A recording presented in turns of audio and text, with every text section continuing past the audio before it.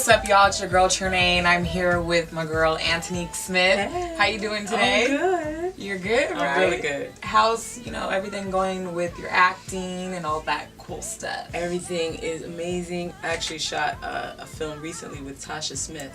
It was her directorial debut. She wrote it and directed it, and man, she's just amazing. It was so much fun.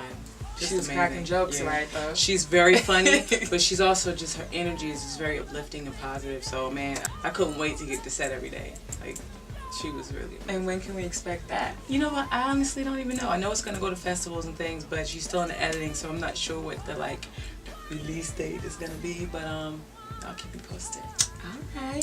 When it comes to just, acting, you said that that's something that, you kind of just picked up. It kind of just fell in your lap. Fell in my lap. Can you tell me how it fell in my lap? Yeah. Well, I always wanted to be entertained since I was a little girl. And the first thing that actually caught my attention, or I would say captured my heart, was singing. I heard Whitney Houston's voice. It's like, I don't know, it was like 4 or something. And my parents had her music, and I wanted to sound like her. And so as I learned to talk more and all of that, I trained myself to sing by listening to her. But around 11 or 12 actually is when my voice started to develop to where everybody was like, she can sing. Okay. Music was always absolutely what I wanted to do first, because even historically, it's easier for a singer to become an actor than for an actor to become a singer. And I always wanted to be like Barbra Streisand and Diana Ross. They acted and they sang and they did all of it, the tours, the albums, Broadway, they did everything. That was my vision for my life, and I was like, okay, but I gotta sing first. I have to establish that first, and then I can do acting at some point. And God had another plan, because an acting agent heard me singing and said, I want to represent you, I want to be your agent. So I was like, okay, cool, yeah. I was playing like super, drama, and then I had to die. I had to OD with the needle and the whole everything. I didn't even really know how to prepare, I was just like, okay, in my mind, I'm a teenage drug addict and I have to die, and I'm just kind of mixed up and messed up, so that's what I just did. And he was like, you're an amazing actress with a great career ahead of you. And I was like, okay, thanks. And so then I kept auditioning, and I actually auditioned for Aida. They actually sent me to see the show. They wanted me to see the show and get familiar with it. They were really giving me a shot. I went in for my audition, and I wasn't bad. They said, you're fantastic, but you're not Aida. We don't feel like you're Aida. You should come audition for Rent. They also casted Rent. Oh my gosh. And there you have it. So I was like, okay. So I came in and got Rent. And then I ended up being the poster girl, and I was Mimi Marquez, like, crazy. That is crazy how things work out. And growing up in New Jersey, did that have a lot of influence on your music? New Jersey is so close to New York. First of all, Whitney Houston is from East Orange, New Jersey, same as me. And, so many people from New Jersey. Queen Latifah, Lauryn Hill, which is, I don't know what's in the water. I think even Meryl Streep is from New Jersey. Represent New Jersey. But my family loved the arts, so they took me to shows, and, I got to see stuff on Broadway growing up. And my aunt had a membership to Crossroads, which is like a local theater in New Brunswick. And I got to see Ruby Dee up close and personal. Wow. I'd say New Jersey was like the perfect place to grow up. But I was so close to New York that it was easy for me to get that culture. Would you say it had a lot of influence on your fashion coming up? Everything. The East Coast, especially the East Coast and East Orange. I'm from the hood. Yeah. So I grew up in church. So I'm a church girl. I love Jesus. But I have I'd say like a cool edge to me, and that's definitely from growing up in that urban, neighborhood. Shout out to East Orange. So my environment had a lot to do with it. And I have a special needs sister, Antonia, who's my heart. Oh, I love her so much. I miss her. So I grew up with a lot of love, and we're just a very close-knit family. My father's one of 10, so I had like a million cousins and aunts and uncles and stuff. My upbringing had a lot to do with who I am and how I am. I love people.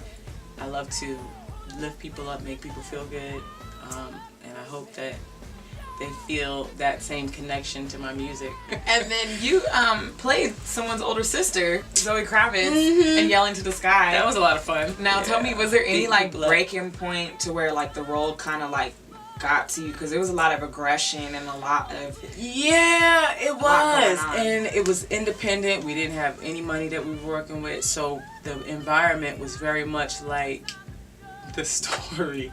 We felt the struggle of the movie on the set. Right. Because it was, you know, like I literally got sick on set. The set was freezing. We didn't have trailers. We were in like a warehouse that was cold.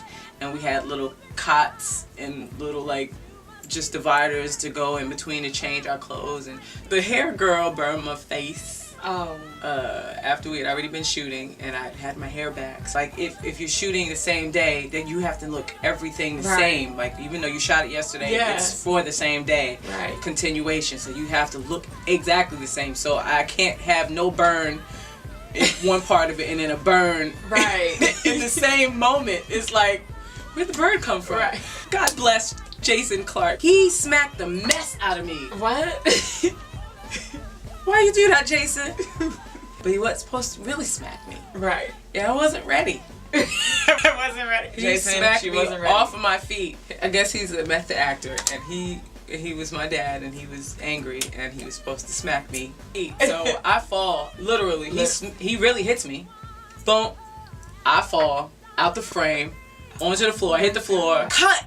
Oh my God, that was amazing. Can you do that again? Can I do that again? I have a concussion. No, I can't do that again. So I did it again, and I had to pretend to fall every time. Right. I had to pretend like he hit me that hard every time so that I could fall on the floor and get up because they loved it so much. That's one of my favorite performances. It was just a lot of layers in that role, so I enjoyed that. There was one part where your sister crashed your car. Ooh! I was genuinely mad. Standing where I am, watching her pretend, like try to sneak drunkenly, high, falling, tripping in the bushes, made me so angry. I don't know where that came from. When it was time to talk to her, I was genuinely angry. When I got the call for Notorious, I had done that in my bedroom. I practiced to her. I had sang her that song in particular. Yeah. Like, it was so it was like, oh, okay. And I had so much confidence that I actually almost messed myself up. It was an ugly pea green tracksuit. I put like pale makeup on, no color, just, and my hair was in a bun, and I looked a mess. Like, okay, I'm gonna go in, it's a clean palette. They're just gonna see Faith. I got it because the casting director and the producer, Wayne Barrow, believed in me so much. Twinkie and Wayne. George Tillman, the director, was looking at me like, she looks a mess. She's not sexy enough. She can act and she can sing it. Yeah, that was great. Her audition was great, but we can't, what are we gonna do with that? Right. They called me and said, okay, you need to come back. You need to put some tight jeans on, put some, you know, little tight shirt on, put some lip gloss on, do your hair. And I was like, oh, okay. They made me do a little chemistry test with a girl who was gonna play Kim. Now, she didn't get it. They had me improv with the girl. And, you know, your fave, she's Kim, you know, you come to her job, she works at Bloomingdale's, you're gonna confront her about her sleeping with Biggie, because that's your husband. And we don't know what we're gonna do. It's complete improv, we have no lines, it's just, here's a scenario, go. Right. I confront her, you know, I'm Faith, Biggie, blah, blah, blah, and she was like, I don't know, but I snapped, and I pushed her. And she was little, and she went flying across the room, and all this was real. And I was like, oh my God, I'm sorry. And it was like, oh, that was great. I don't know, something about her doing all of that, I just all in my face. All in my face. I pushed her, and he said, when you pushed her, that's when I knew. And I was like, really? That's how I got Notorious. I pushed the girl across the room. Did you feel like you were like in the 90s almost? You know what? It was kind of crazy, yeah. It was real trippy. We were living it, and to see all the sets and the scenes and the clothes, and the, you know, it was pretty crazy. Miss Wallace was on set every day. Puff came by a couple times. He said it was too much for him, so he just kind of stayed away. Faith was in LA. You know, we shot in New York mostly, so I talked to her all the time though on the phone. And did that help you? Oh my God, yeah. She answered all my questions, any behind the scenes, anything I wanted to know. She was very open. She gave me the memoirs to her book before it came out, and she was like, you know, something I really want everybody to know. We really loved each other. So I went back to George and we talked about it, and that's when the wedding scene and that kind of stuff wasn't in there. He added that stuff in, It's so easy for people to be like, to create a story that they don't even really know. Because they got married so fast. So the consensus was that they didn't love each other. Right. It was like fly by night. You know, we knew each other for a week. Let's get married. You know, and it wasn't that. It was, you know, two people who had a lot in common. He had so much charisma, and she was, you know, this beautiful, he thought like movie star looking person. Right. And they just fell in love and ran and got married. Hold up, wait a minute. Yes. The music video, it's very colorful, very... You know, that's the lyric video. We are actually about to shoot the music video. I haven't told anybody this, so you'll be the first person I tell. But Lorenz Tate is directing it. Oh, wow. My bro Lorenz Tate. What kind of spawned that song together for you?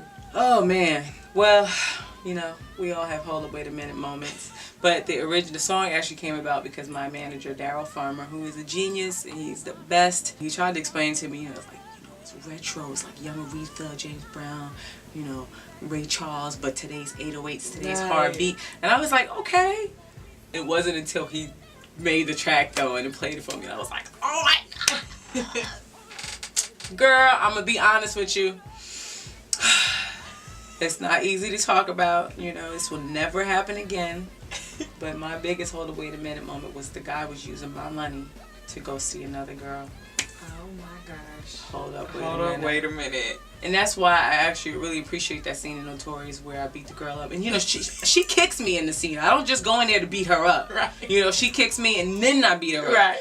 But that moment was for all of us who never got to beat the other girl up. You know, because most times we don't get to beat the girl up. Yeah. So I never got to beat the girl up. Yeah, so that was like, that was a moment. It was like, yes. Hold on, wait a minute is so important because it's that put your foot down moment. It's the acknowledgement that something is wrong in the situation. Right. And it could be, you know, guys have them, you know, a guy who, you know, the girl is saying that the baby's his, but it's really not his. So that's hold on, wait a minute. If it's yours though, if it is your baby, that's not hold on, wait a minute. We're gonna have to hashtag hold up, wait a minute. When are we hashtagging this? Hold on, wait a minute. You know, if you're waiting for that parking space and somebody just gonna watch you wait and still try to jump in front of you, hold on, wait a minute. Then there's big ones. There's really big ones like Trayvon Martin was hold on, wait a minute. You know, abuse, bullying, racism's hold on, wait a minute. The little Nigerian girls who got kidnapped by grown men because they don't want them to be educated. Right. That's definitely. Hold up, wait a minute. Yeah. And you know, not always can you literally do something about that moment, but we can acknowledge that that is all the way wrong. It's that moment that is like, no, I'm not gonna accept that. That is wrong. Hold up, wait a minute. Even though that song go towards relationships, but the fact that you said it can go towards anything. Oh yeah. That's amazing. And is that what we're gonna get from Love Is Everything?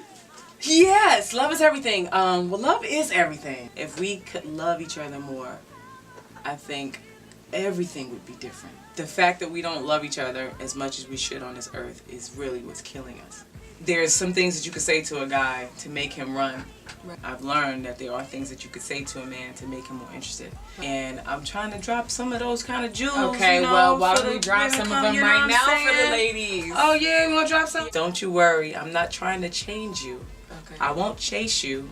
I'm only trying to elevate you. Okay, I'm not trying to change. How he gonna turn away from that? Love Is Everything is kind of like, you know, pickup lines for ladies almost. Yeah. You know, the uplifting, empowering, you know, feel good. Because people said, like, hold on, wait a minute, gives them life. You know, even though it's aggressive, it's like, it makes you feel powerful. You know, so there's empowerment. There's some jewels I'm trying to drop just as far as what to say. And I actually have a new one that we're working on. It's a little bit of an appreciation for that guy. Not even that baller. Not the baller, because, you know, okay, ballers, y'all all right. But the regular dude who's just working hard, you know, and he's just a good guy. Those guys need songs too. They need, you know, like, we love you, you know, honestly, it's more based in reality. You know, we have the people who are talking about the popping of the bottles and the throwing up of the money, and that's dope. You know, being flawless. But not everybody's flawless. Right. But they all need love. When you went up for roles and stuff, you were up against, you know, light-skinned girls and all of that. And just like, all of that. It's just too much sometimes for young girls' self-image. Yeah. How would you say that, you know, you are going to help young girls out there with self-image and stuff? I'm just trying to let everybody know how beautiful they are and how much they deserve to be loved. Life will beat you down. and you really will not feel like you deserve it. You will not feel worthy. Don't let anybody tell you you can't do something, and don't let anybody tell you that you're not amazing. God loves you, and you are beautiful, and you deserve every good thing on this earth. Is there any alter egos that are gonna come out? That's funny. I don't think they're gonna have no names, but yeah, like yeah, because everybody's like naming their alter egos. Yeah. I don't have no name for mine. I'd say Hold It Wait a Minute is a very aggressive side of Antonique. Okay. You know, as you can see, I'm very bubbly and silly. I'm a big kid, but if you do the wrong thing, you disrespect me, or you do something that just is so wrong, like then you get the aggressive Hold It Wait a Minute side. You recently just worked with Stevie Wonder. Like, tell me how that was. Like, man, that was probably the most unreal thing that's ever happened to me. I'm singing I Believe in You and Me or Whitney Houston. I get to the end of the song. Stevie comes on stage, just walks onto the stage, takes the mic from me and says, "Wasn't that amazing? Sing it again." And he just puts the mic back in my face, and he holds it while I sing the whole song again for him. And then after that, he takes my hand and leads me over to a keyboard, and he starts to play. Oh my God. You Are the Sunshine of My Life. I didn't know the words to it. I knew the melody. So he's whispering in my ear. He sings a line, and he whispers the next line to me. We're just going back and forth, just ad-libbing it. Oh my God, it happened so fast, and it was so just unbelievable that I wasn't even nervous. And then I hugged him, and I was just like, I can't believe this. And everybody was just, it was crazy. That is crazy. It was crazy. I've been working with the most crazy people of life. Jukebox, who did Whip My Hair for Willow Smith. Okay. Toby Gad, you know, John Legend, he did If I Were a Boy for Beyonce and All of Me.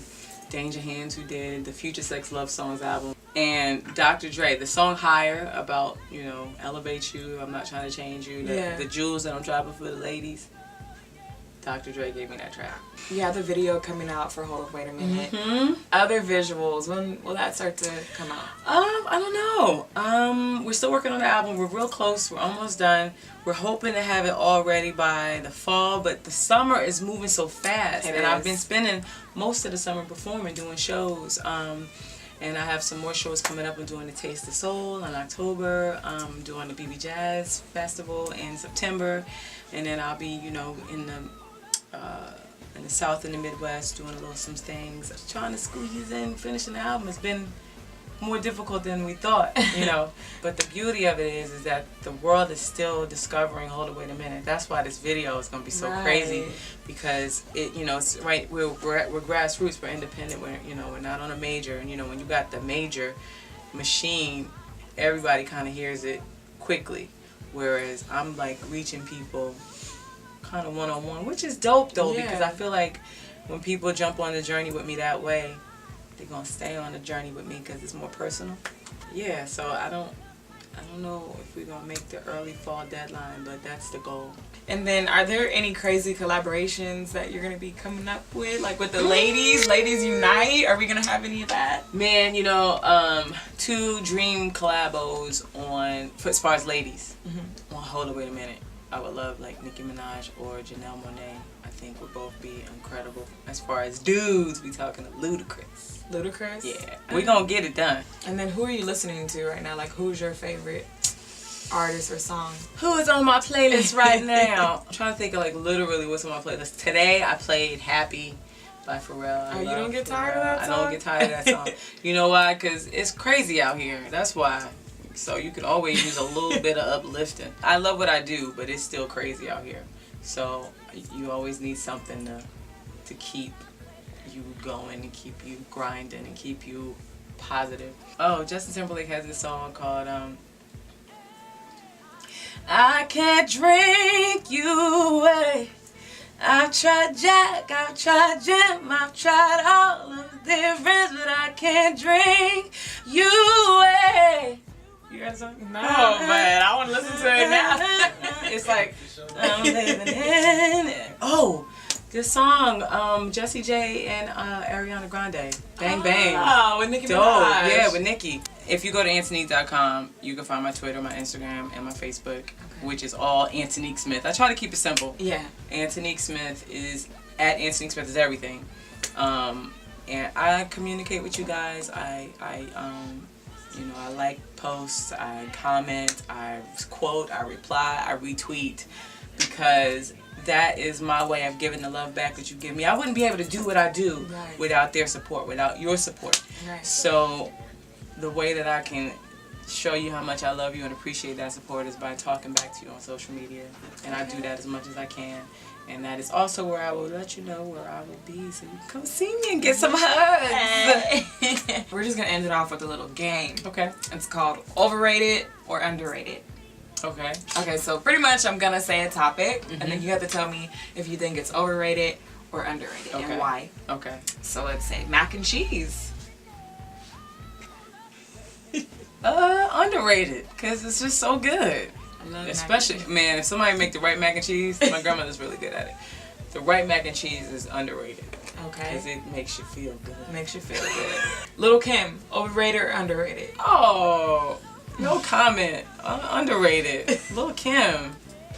Kale, overrated or underrated? Kel, my friend Kel? Underrated. My friend Kel is underrated. Long distance relationships, overrated or underrated? Overrated. I could just say it's definitely overrated. But you know, it's easier now with like FaceTime and Skype. But get close. Partying in different countries and different states, overrated or underrated? Partying in general for me is a little overrated, honestly. Unless it's like a party where, like rap parties for movies, where you've spent, or TV shows where you've spent months with the same group of people, and then you all go to this party, or like a birthday party for family, or like or a party like a family reunion where you know everybody. Those are the most fun parties ever. But just the party where it's maybe you and a person that you know, and everybody else is strangers, and guys are groping on you because they're drunk, and overrated. Overrated. I could totally rather be home watching Netflix. Well, you heard it from Antonique Smith. You could check out her song "Hold Up, Wait a Minute," whoop whoop, and that's gonna be a hashtag soon. Hold up, wait a minute. What's up? I'm Antonique Smith, and I'm here with my girl Trinae with Trendy Era.